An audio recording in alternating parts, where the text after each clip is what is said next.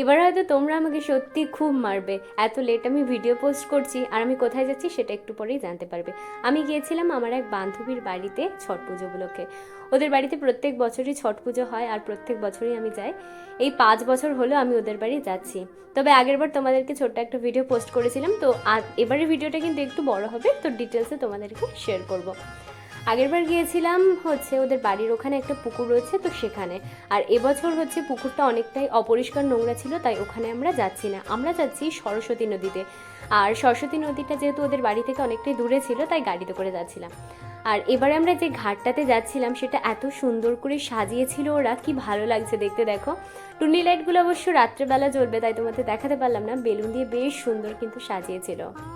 5 বছর আগে পর্যন্ত আমি জানতাম না ছট পুজো কেন হয়, কেমন করে হয়, আর কেমন লাগে দেখতে। তবে যখন থেকে আমার এই বান্ধবীর সঙ্গে আমার পরিচয় হয়েছে, তখন থেকে এই 5 বছর প্রত্যেক বছরই আমি ওদের বাড়ি যাই, একবারও কিন্তু মিস দিইনি। আমার কিন্তু এই পুজোটা দেখতে বেশ ভালো লাগে, আর তোমাদের কেমন লাগে অবশ্যই কমেন্ট করে জানিও। তো আর কথা বলবো না, তোমরাই একে একে পুজোটা দেখে নাও।